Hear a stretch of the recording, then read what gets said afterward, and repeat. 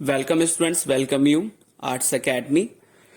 Class 12th political science के chapter second के ऊपर बात कर रहे हैं, जिसका नाम है दो ध्रुवीयता का अंत। इसका सबसे फर्स्ट टॉपिक जो हमारा चल रहा था प्रीवियस क्लास में, हमने इसके जो फर्स्ट टॉपिक का सबसे फर्स्ट पार्ट था उसके ऊपर डिस्कस किया। जो हमारा टॉपिक है वो है सोवियत प्रणाली क्या थी, इसके ऊपर बात कर रहे थे हम। तो इसमें हमने सबसे फर्स्ट बात कर ली थी कि सोवियत प्रणाली की शुरुआत कैसे हुई, कैसे कि उसमें 1917 में रूसी क्रांति आई और रूस में जो क्रांति आई वो समाजवाद लेकर आई थी। समाजवादी क्रांति थी, किसके विरोध में की गई थी? पूंजीवादी व्यवस्था के विरोध में की गई थी। और ये चाहते थे कि मेन पूरा का पूरा जो समाज है, सोसाइटी है, उसमें संपत्ति जो है उन सभी की वो सबकी बराबर हो, समानता हो।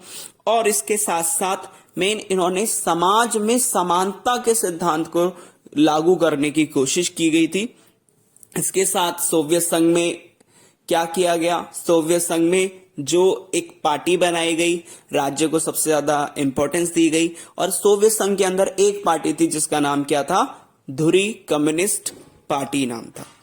और अन्य दलों पर इसमें प्रतिबंध लगा दिया गया था, मतलब रोक लगा दी गई थी, सिर्फ एक ही दल होगा। इसके साथ साथ जो अर्थव्यवस्था थी, अर्थव्यवस्था वो राज्य के नियंत्रण में थी और पूरी तरह से योजनाबद्ध तरीके से यहां पे काम किया जाता था। अब हम बात करेंगे कि जो सोवियत प्रणाली थी, सोवियत संघ के अंदर हमें इतना पता चल गया कि वहां पे कौन सी व्यवस्था थी?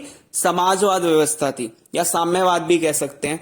तो वहां पे जो सोशलिज्म, इसको इंग्लिश में कहा जाता है सोशलिज्म, तो जो सोवियत संघ में जो प्रणाली थी उसकी विशेषताओं के ऊपर बात करेंगे। आपसे ऐसे ही क्वेश्चन पूछ सकता है कि सोवियत प्रणाली की विशेषताओं के बारे में बताइए, उसकी क्या क्वालिटीज थी।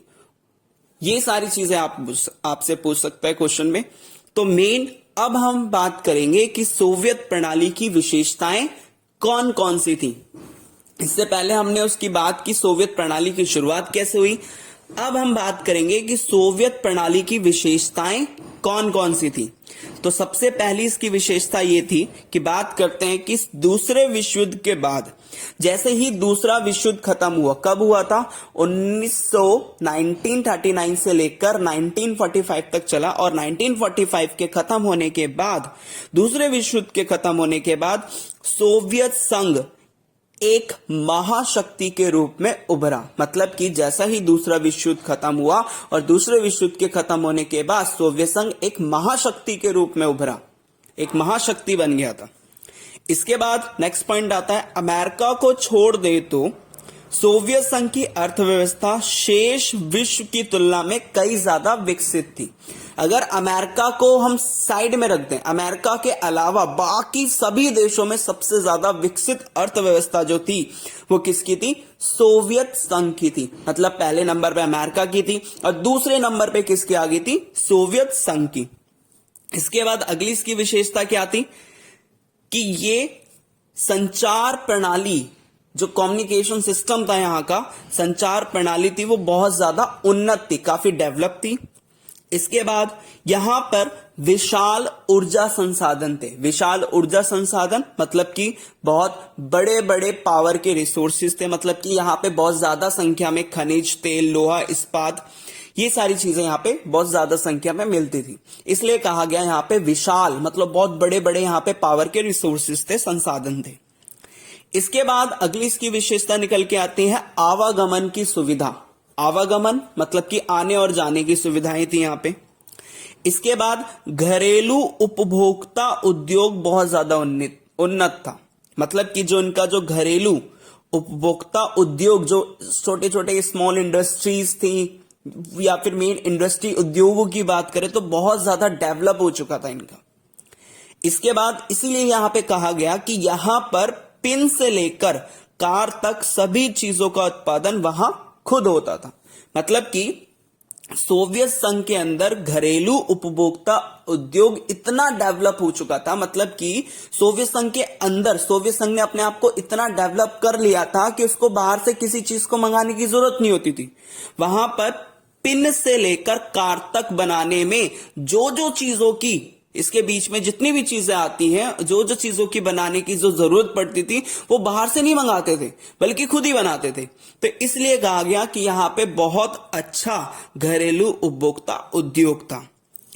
इसके बाद बात करते हैं अगली इसकी विशेषता क्या थी। अब नागरिकों के ऊपर बात करते हैं। तो ये तो सारी चीजें उसकी बेसिक बात कर ली कि उसमें कौन कौन सी चीजें थी, कौन कौन सी कहां पे चीजें उसकी कितनी अच्छी थी। नागरिकों की बात करें, नागरिकों के लिए एक न्यूनतम जीवन स्तर तय कर रखा था। मतलब कि वहां पे बिल्कुल सभी जो सोवियत संघ के नागरिक हैं उन सभी को एक न्यूनतम जीवन स्तर दिया जाएगा। मतलब कि उनको बेसिक फैसिलिटीज मिलेंगी ही मिलेंगी, कि इससे ज्यादा कोई नीचे नहीं जा सकता।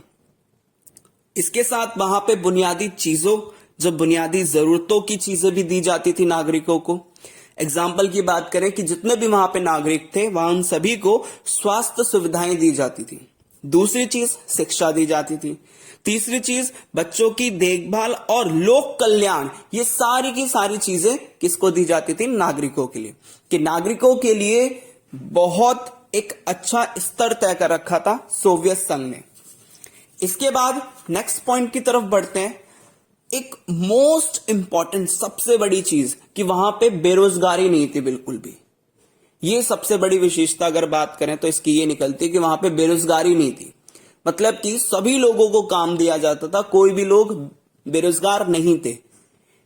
और लास्ट में अगर हम बात करें, इसकी विशेषता निकल के आती है भूमि और अन्य उत्पादक संपदाओं पर स्वामित्व राज्य का ही था।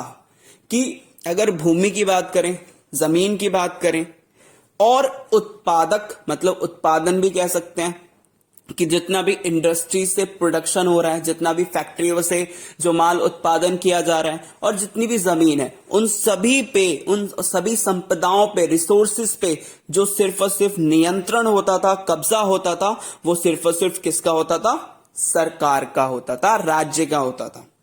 तो ये सारी की सारी मेन हमने इसकी विशेषताओं के ऊपर बात की। अगर आपसे क्वेश्चन पूछा जाए कि सोवियत संघ की विशेषताओं के बारे में बताइए, तो आप सबसे पहले बताओगे कि दूसरे विश्व युद्ध के बाद वो एक महाशक्ति के रूप में उभरा। दूसरा, उसकी अर्थव्यवस्था, सोवियत संघ की अर्थव्यवस्था अमेरिका को छोड़कर बाकी सभी देशों से काफी विकसित थी, अच्छी थी। संचार प्रणाली वहां पे अच्छी थी, विशाल ऊर्जा संसाधन थे, खनिज थे, तेल थे, इस्पात, ये सारी चीजें मिलती थी वहां पे बहुत बड़ी संख्या में। इसके बाद आवागमन की सुविधा थी। घरेलू उपभोक्ता उद्योग बहुत उन्नत था। कैसे बता सकते हैं कि वहां पे पिन से लेकर कार तक सभी चीजें सोवियत संघ के अंदर ही उत्पादन की जाती थी। इसके बाद नागरिकों के लिए बहुत अच्छा जीवन स्तर तैयार कर रखा था। उनको बेसिक फैसिलिटीज जैसे कि मेन स्वास्थ्य सुविधाएं, शिक्षा, लोक कल्याण, कई सारी योजनाएं उनके लिए चला रखी थी। इसके बाद बेरोजगारी नहीं थी।